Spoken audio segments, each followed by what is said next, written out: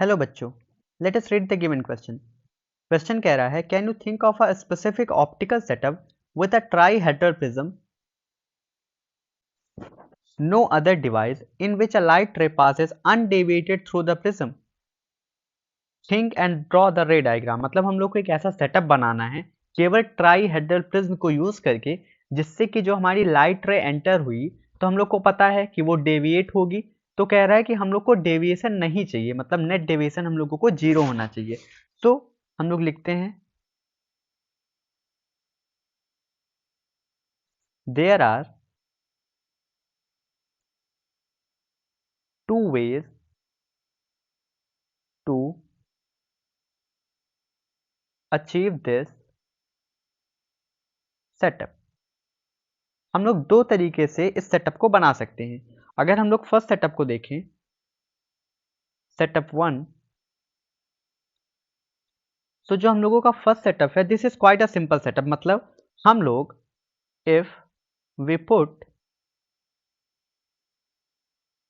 Prism into liquid of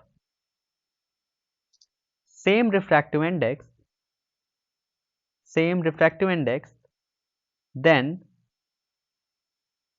ray will not be deviated.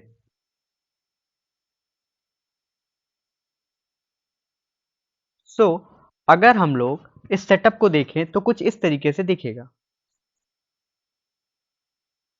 अगर दोनों का ही रिफ्रैक्टिव इंडेक्स सेम हो जाएगा तो जो यहाँ पे आने वाली लाइट है वो बिल्कुल भी डेविएट नहीं होगी और वो बिल्कुल ही सीधी चली जाएगी, क्योंकि जो दोनों ही मीडियम में वेलोसिटी होगी वो सेम हो जाएगी रिफ्रैक्टिव इंडेक्स सेम होने की वजह से। हमने पहला सेटअप अचीव कर लिया, जिससे कि हम लोगों का जो लाइट है वो अनडेविएटेड पास हो जाए प्रिज्म से। अब हम लोग सेटअप 2 की बात करते हैं। जो हम लोगों का सेटअप 2 है वो कुछ इस तरीके से दिखेगा। इस सेटअप में ये हम लोगों का प्रिज्म है। अगर एक लाइट ऐसे आती है, then this is our normal to this surface. तो हम लोग को पता है जो लाइट है, रे है, वो एक डेंसर मीडियम में जा रही है, ये नॉर्मल के टूवर्ड बेंड होगी।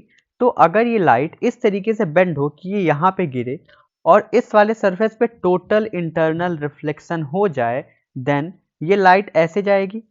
अब इस सरफेस पे जो नॉर्मल होगा, this will be like this, और ये अब नॉर्मल से दूर डेविएट होगी क्योंकि अब रेयर मीडियम में जा रही है। This light will go like this. अगर हम लोगों का सेटअप कुछ ऐसा बनाएं कि पहले ये रे एंटर हो यहां से और ये एक बेस सरफेस पे जाकर गिरे और वहां से टोटल इंटरनल रिफ्लेक्शन हो, TIR परफॉर्म हो, तब ऐसा पॉसिबल है कि जो लाइट रे हमारी जा रही थी वो बिना डेविएट हुए यहां से चली जाए। Hope you understand the question well. Best of luck.